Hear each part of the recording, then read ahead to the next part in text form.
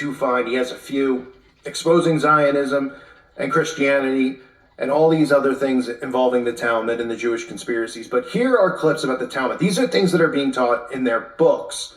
And this is why they don't want you questioning them, because they don't want people learning of some of the stuff that's being taught, especially involving children. Treatise Sanhedrin, an extensive passage describes the right of the Pharisee to kill anyone, just as long as he did so indirectly.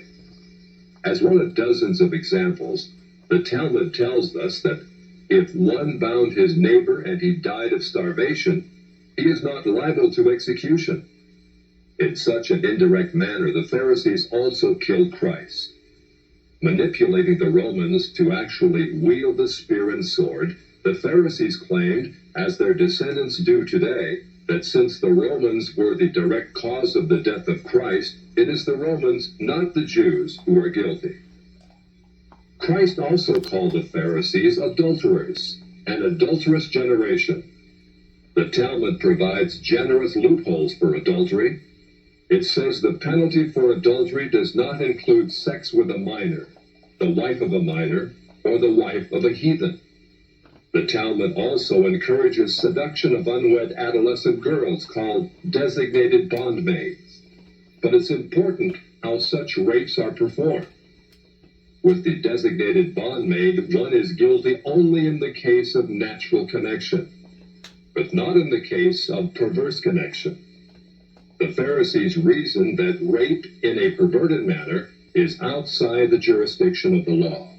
Normal rape, however, was punishable. In Babylon, sexual perversion of every kind had been a way of life for millenniums. The Pharisees were deeply influenced by such practices. In 3 of the major treatises of the Talmud are found extensive passages which give legal endorsement to seduce and marry 3-year-old baby girls. In fact, many of the greatest rabbis of the Talmud, including Simeon ben Yochai, upheld this privilege. Today in Israel, thousands of Jews go to Meron every year to venerate the memory of Simeon ben Yochai, one of the most respected rabbis in the history of Judaism. In one of dozens of endorsements of child sex, Simeon ben Yochai said, "A proselyte under the age of 3 years and a day is permitted to marry a priest." Agreeing with ben Yochai, the great Rabbah said, "When a grown-up man has intercourse with a little girl, it is nothing, or when the girl is less than this, 3 years and a day, it is as if one put the finger into the eye."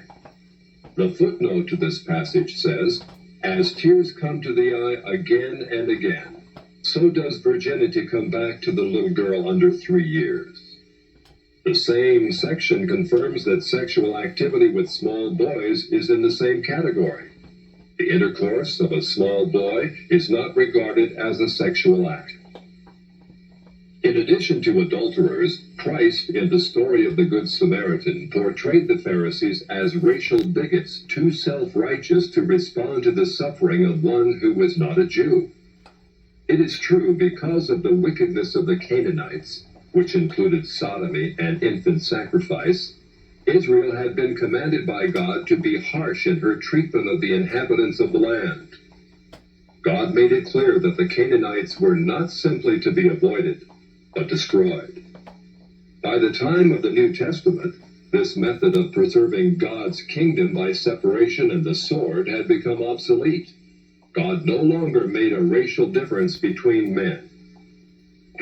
But the Pharisees were unfazed by God's new agenda.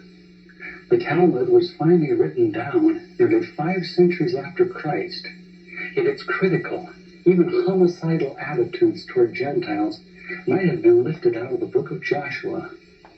However, the quickest way to grasp the Talmudic view of Gentiles is not directly from the Talmud, but from the Jewish encyclopedias.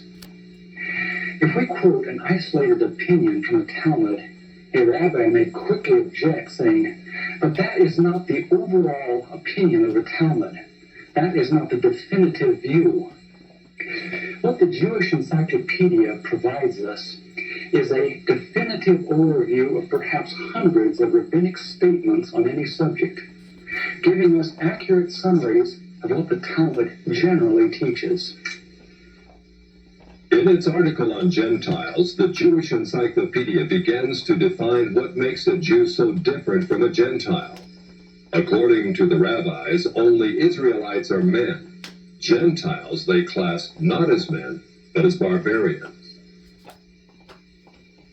Since Gentiles are not men in the fullest sense, so the Gentile is not a neighbor of a Jew.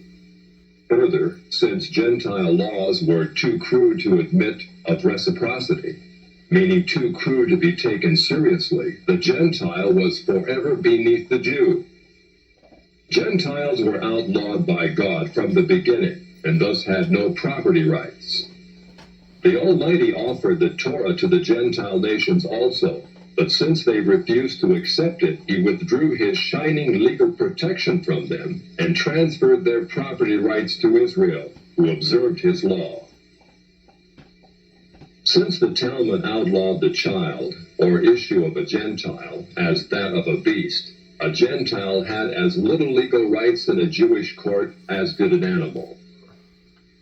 The Talmud states that if a Gentile sue an Israelite, the verdict is for the defendant, the Israelite.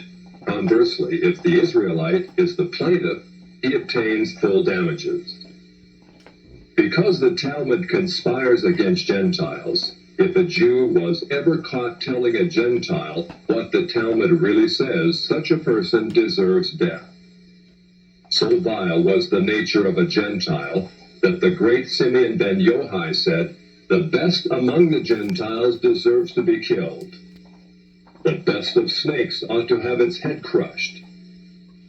Jews, however, are exalted beings in the Talmud, worthy of praise. Christ described the Pharisee who blessed himself, saying, "I thank thee, Lord, that I am not as other men." An eminent Talmudic rabbi says the same. "Blessed be thou, who hast not made me a Goy, or Gentile."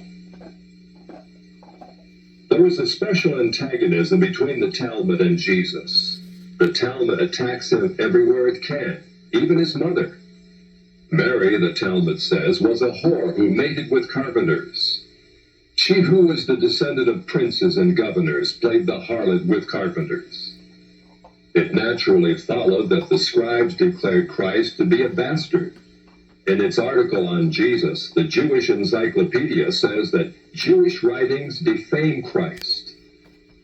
It is the tendency of all these sources to belittle the person of Jesus by ascribing to him illegitimate birth, magic, and a shameful death. Jesus, according to this article, was considered one of the three worst enemies of Judaism who came to an ignoble end. The Talmud says, they subjected him to 4 deaths: stoning, burning, decapitation, and strangling. The Talmud also says he is now in hell, punished with boiling hot excrement. What is Christ's advice as he speaks to us out of hell? The Jewish Encyclopedia quotes Jesus as telling us above all to bless the Jews. He says, "Further their well-being, do nothing to their detriment. Whoever touches them touches even the apple of his eye." Christians, as followers of the false prophet Jesus, also deserve death.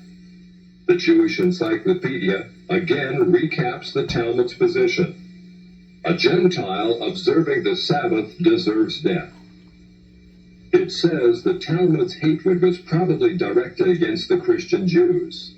These Judeo-Christians, evasively called min, minute, or minim, were considered by the rabbis to be the most dangerous form of heretics of ancient times.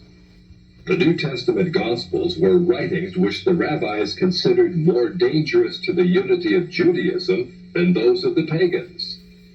A Talmudic rabbi said, "The writings of Christians deserve to be burned, for paganism is less dangerous than minute or Christianity."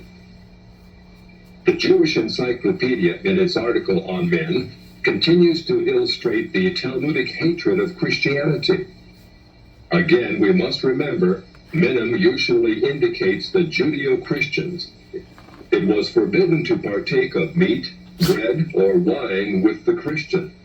Scrolls of the law, tefillin, and mezuzah written by a Christian were burned.